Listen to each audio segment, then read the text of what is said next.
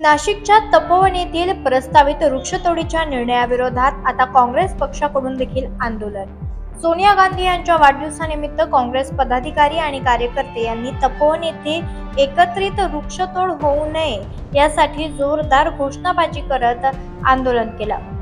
सदर ठिकाणी वनभोजन करत केलं आंदोलन। वृक्षतोडीच्या प्रशासनाच्या निर्णयाविरोधात आता विविध पक्षांकडून देखील आंदोलन। काँग्रेस पाठोपाठ प्रहार पक्षाकडून देखील रक्तदान करत आंदोलन। रक्त घ्या परंतु झाडे तोडू नका अशा आशयाचे फलक हातात घेत घोषणाबाजी करत आंदोलन।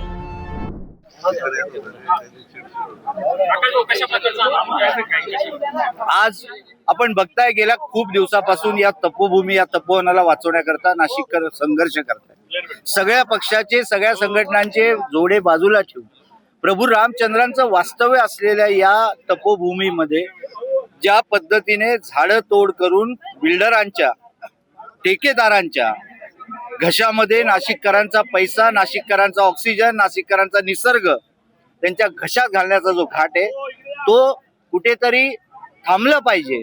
म्हणून आज सर्व आम्ही सोनिया गांधींच्या वाढदिवसानिमित्त इथे वनभोजन करायला आलो आणि संदेश द्यायला आलेलो आहोत की कोणीही नाशिककरांचा अधिकार हिरावून घेऊ शकत नाही।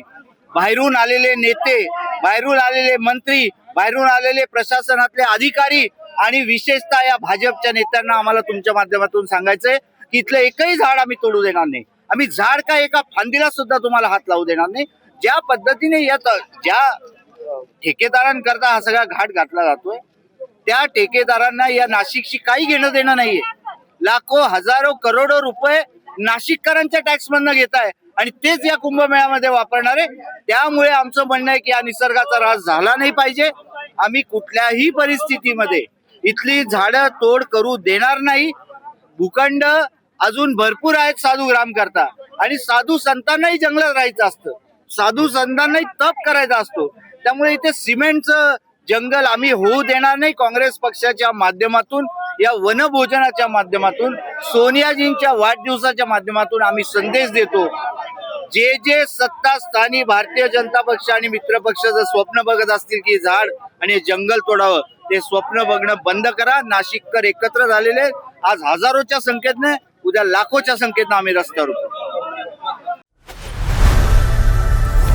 लोकनायक न्यूज